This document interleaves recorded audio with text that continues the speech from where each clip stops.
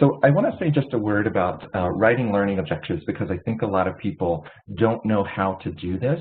So oftentimes you will see things like know XYZ or list the diagnostic criteria for a substance use disorder. And those are fine, but really if you think about them, they're asking people to memorize lists of information, which isn't particularly interesting, and we know that those sorts of types of learning tend to fade rather quickly. So you want to be concrete and specific, you want them to be measurable, but you want to try to go up on something that's called Bloom's taxonomy, and a sort of an unwieldy term, but I think once you see what it means, it makes a lot of sense. So in Bloom's taxonomy, you just think of it as a pyramid, and the higher you go in the pyramid, the more engagement and processing it requires the learner to do. And given that we usually have limited time with our learners, we want this information to be as deeply embedded in their minds and their hearts as possible. So the lowest level here at the bottom where it says remember is just simple recall. Memorize the Krebs cycle, or memorize the 3 different types of SSRIs that are most commonly used. A step up above that is where you ask them to explain an idea or to explain a concept. Above that is to apply it, say to a case or a case study. Analyzing it, so this is where you get things like compare and contrast these 2 different models of substance use treatment. Evaluate, so they have to look at a new plan.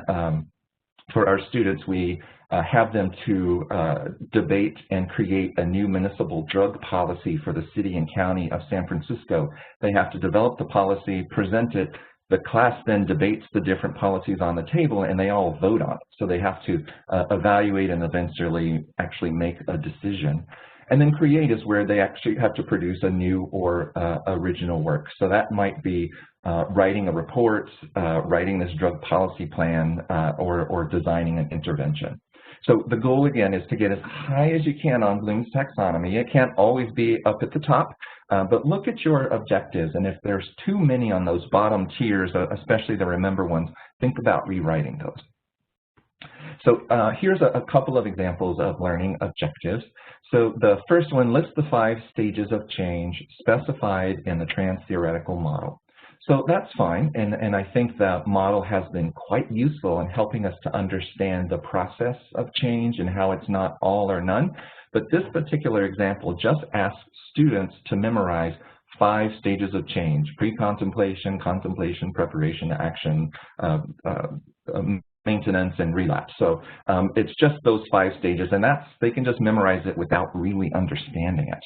Instead, you could say something like, or have an objective like, select and describe a motivational intervention based on a patient's level of readiness to change. So here, they have to talk about a specific intervention, but then they have to link it to one of those 5 stages of change and justify why it is that they picked that particular intervention matched to that stage of change. So we're already moving more into sort of skills and application of the model rather than just memorization.